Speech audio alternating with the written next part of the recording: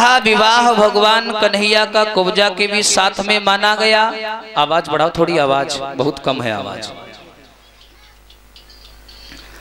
जिस समय भगवान ने देखा है कि 16,100 लड़कियां वहां पर कैद पड़ी हैं, तो आज सत्यभामा को लेकर के गए और सत्यभामा के द्वारा उस नरकासुर का वध भगवान ने करवाया, नरकासुर का। और जो 16,100 लड़कियां कैद थीं सबको भगवान ने छुड़ाया। और छुड़ाने के बाद में भगवान ने सभी से कहा, एक काम करो लड़कियों, तुम सब अपने अपने घर जाओ। लड़कियां बोली, महाराज हम बरसों से इस गुफा में कैद हैं, हमारे पिता लोगों के पास हम जाएंगे तो वो हमें स्वीकार नहीं करेंगे, वो तो यही सोचेंगे पता नहीं कहां कहां से घूम करके आई है, ये तो घर में घुसने भी नहीं देंगे हमें, इसलिए दीन बंधु हमें तुम स्वीकार कर लो।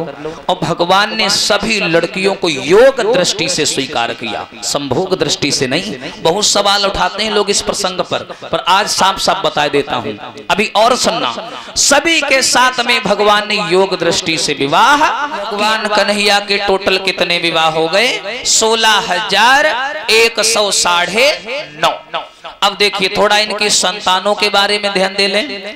राधा और कुब्जा को छोड़ करके, जरा ध्यान देना, राधा और कुब्जा को छोड़ करके प्रत्येक लड़की से 10-10 लड़का और एक बिटिया पैदा हुई।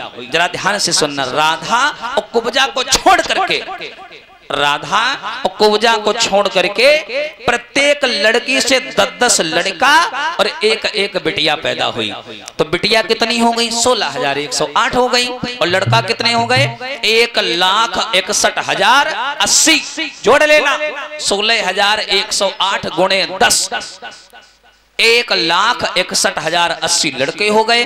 अब लड़कों को और लड़कियों को जब जोड़ा जाएगा तो निकला 1,70,188। इतना बड़ा परिवार था भगवान का, समझ लो। अगर भगवान चाहते तो विधायकी विधायकी का चुनाव घर में ही लड़ लेते, जीत जाते, वोट मांगने की जरूरत ही नहीं पड़ती बाहर जाने की।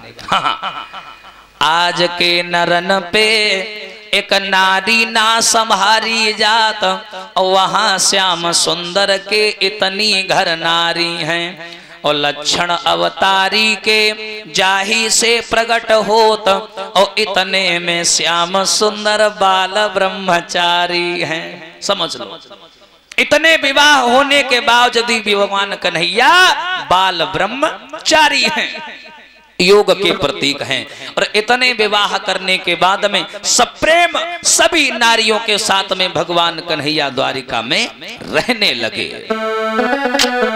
बोलिए कन्हैया लाल की। अब समय हो चुका है, ताली बजा के सभी भगवान का एक कीर्तन बोलेंगे। और इससे आगे की जो कथा है सुदामा चरित्र के बारे में, वो सभी लोग रात्रि में लीला के माध्यम से देखेंगे। और देखो माताओं, उसके बाद में